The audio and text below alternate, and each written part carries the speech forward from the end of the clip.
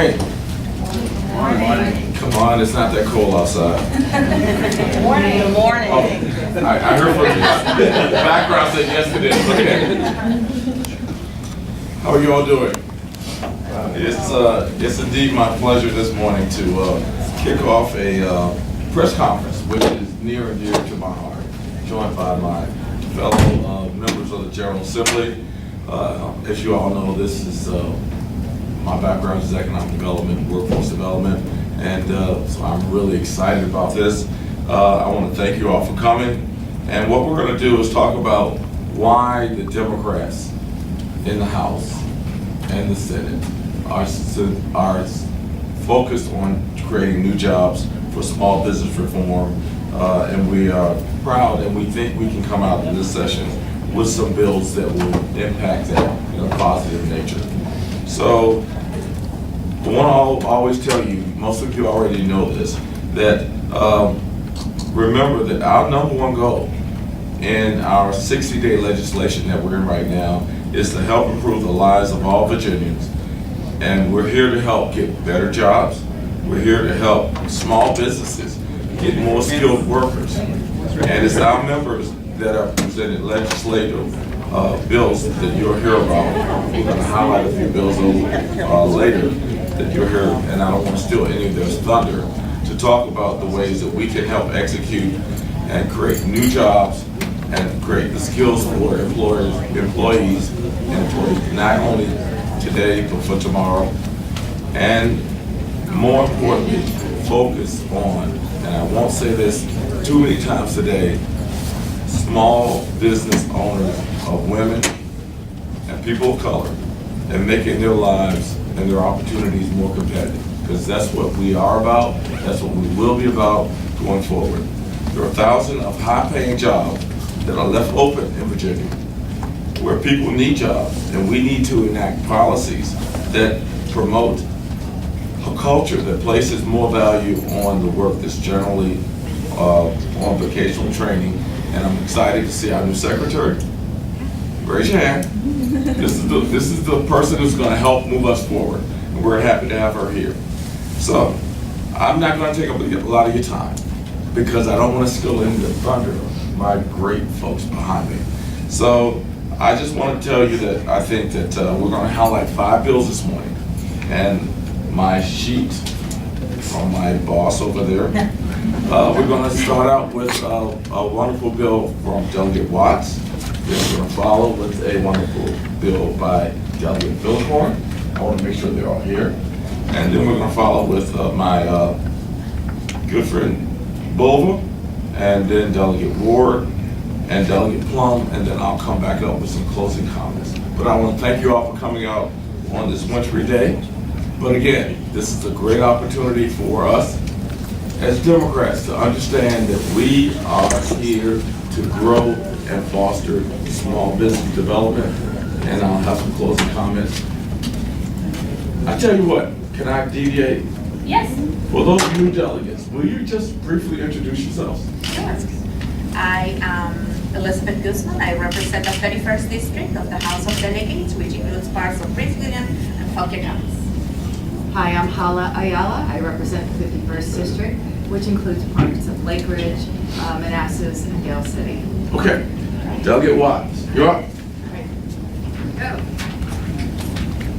Of course, I have a chart. A comprehensive study that was completed about 2 years ago revealed that 50 to 65% of the over 1.5 million job vacancies in Virginia over the next decade will require less than a bachelor's degree but more than a high school diploma. Or as this chart puts it, 7 post-high school certifications or associate degrees to just 1 requiring a graduate degree and only 2 a bachelor's. In his address to the General Assembly, Governor Northam pledged his full commitment to expanding the work of the McAuliffe administration to meet this challenge. He announced his G3 program, short for Get Skilled, Get a Job, and Give Back. An exciting focus especially for the daughter of a marine engineer who grew up in the house that he built. I've lived and I truly value the deep pride in hands-on technical work. My bill, HB 306, focuses on an important path to get skilled: the Virginia Registered Apprenticeship Program. This program currently has more than 13,000 apprentice employees throughout the Commonwealth, with 2,000 Virginia employer sponsors, small businesses to larger manufacturers. The chart is Exhibit A of why such apprenticeship programs are poised to significantly expand and are high on our House Caucus business agenda. This demand for skilled workers is not just driven by new technologies such as cybersecurity, but as I've heard repeatedly directly from employers, we must replace our skilled but aging workforce. As one employer put it, we have a lot of 50-somethings, a few 30-somethings, and very few 20-somethings in my place of business. That age gap must be filled to maintain a quality workforce. Quality for the employer who is able to tailor training using the resources of the Department of Labor and Industry, and often working with our community colleges, tailor training to ensure specific work standards, safety, and cost control.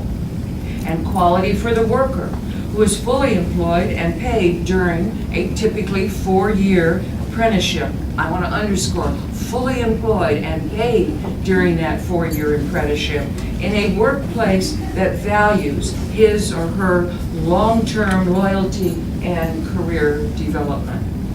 The specific contribution that HB 306 makes to this addresses the second G of the governor's focus: get a job, by authoring state and local public agencies to give a preference in awarding competitive bid contracts to companies and businesses who have a registered apprenticeship program.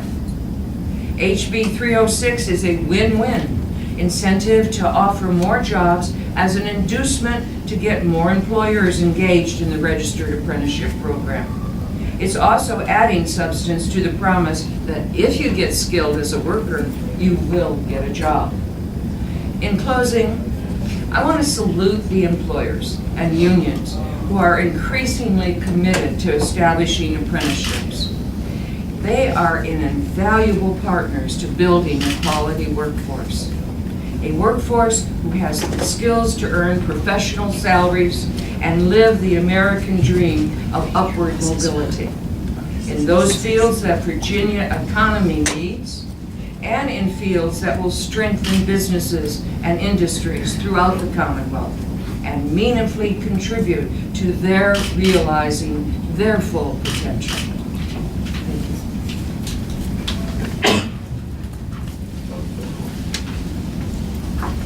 Good morning. It's great to see all of you here today.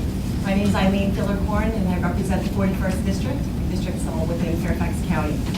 Let me start by saying that I truly commend Governor McCullough for his efforts to bring jobs to the Commonwealth of Virginia, and I'm confident that Governor Northam will continue this trend. It is incumbent upon all of us to join Governor Northam to work together to ensure that these jobs are filled with highly qualified Virginians. We need to work together to ensure this. The best way we can do this, as I see it, is through workforce development. My bill, HJ 17, is just the beginning of finding out how we can unlock our Commonwealth's biggest potential, which truly are our students. If passed, HJ 17 would request the Standards of Learning Innovation Committee to study experiential learning and workforce development opportunities for our high school students in these high-demand fields. This resolution will lay the groundwork for future legislation to better prepare our students for these high-paying jobs of the future. What makes this legislation unique is that it has the backing of the VEA, Virginia Education Association, has the backing of several Virginia Chambers of Commerce, including the Northern Virginia Chambers of Commerce, Northern Virginia Chamber of Partnership, Hampton Roads Chamber of Commerce, the Roanoke Chamber, and many others. Educators and businesses have been able to come together through this resolution to make sure that Virginia's future is a prosperous one, because as we Democrats truly believe that if we work together, we can all succeed.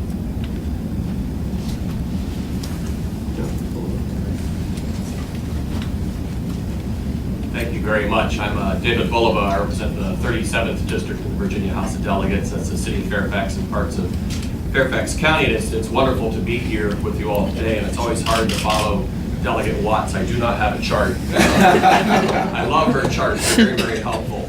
It's been mentioned by my colleagues, and I know will be highlighted in the next couple of presentations. A strong economy here in Virginia really does rely on a strong workforce. That's true for any size business, but it's particularly true for our small businesses. As you've heard today in Virginia, we literally have thousands of jobs that are left open because we don't have a workforce with the right kind of skills. And that workforce shortfall is particularly acute when it comes to your technical, your manufacturing, and your skilled construction trades. We desperately need engineers, we need those architects, but the simple fact is that we need to have those welders, we need those electricians, and we need skilled tradespeople to actually bring those things to life. These are good paying jobs. They don't require a four-year college education, but they do require a solid vocational and technical education. And I think equally important, if not more so, they require our education system to link those students to available apprenticeships and industry certifications so that they can be successful in the workforce. This session, I'm very pleased to be carrying House Bill 632. And what this bill does is address two challenges. The first is that many students out there don't even consider the possibility of a career in technical and skilled trades. And so what House Bill 632 does is directs the Board of Education to develop curricula in career investigation so that our students, particularly in middle school, have the clear understanding of what all their options are, whether they want to go on for a four-year education or whether they want to go in and get a certification. But equally important, what House Bill 632 does is direct the board to develop career investigation resource materials for our schools to ensure that if you have a student who expresses an interest in a career in technical education, that they're able to bridge that forward and actually get that information so that they can further explore those options. We have a wonderful opportunity to be able to give a great gift to our students, and that really is to open their eyes to all the different possibilities out there that await in Virginia's economy. And even better, this is a nonpartisan issue. This is something that if you look at the platforms of our unions, our businesses, our contractors, our manufacturing sectors, this is high on their priority list. I'm looking forward to working with my colleagues to make this a reality and continuing to build a strong workforce for a 21st century. Good morning. My name is Delegate Juwan Ward. I represent the 92nd House District, which is the majority of the city of Hamilton. The bill that I want to talk to you about is so exciting because unlike some legislation that we bring before you, it is already proven to have been successful. So this bill, House Bill 1407, called Advancing Equity for Small Women and Minority-Owned Businesses, will place into code the provisions that have been set out in an executive order that was signed by our former governor, Terry McAuliffe. And for the first time in Virginia's history, the egregious disparity in state procurement contracting for minority and women-owned business enterprises was addressed. This disparity was documented in two independent studies by the General Assembly back in 2004 and again in 2010. And prior to the issuance of this order in 2014, minority and women-owned businesses only received 1.5% or only $75 million in procurement contracts statewide, and that is out of $5 billion issued by the state to private sector. Now, since the issuance of this order back in 2014, minority and women-owned businesses have received, and get this, $1.2 $2 billion in state procurement. That's up from $75 million. Now, while this doesn't truly eradicate the disparity in the state's procurement contracting system, it is a step in the right direction. Since this order was signed, it creates a small business called a class of small business called micro businesses, and they have from 0 to 25 employees who have been certified by the Virginia Department of Small Businesses and Diversity and Supplier Diversity, and it expands set-asides established by previous administrations since back in 1978 for small businesses to ensure that they have access to the state's procurement contracting system.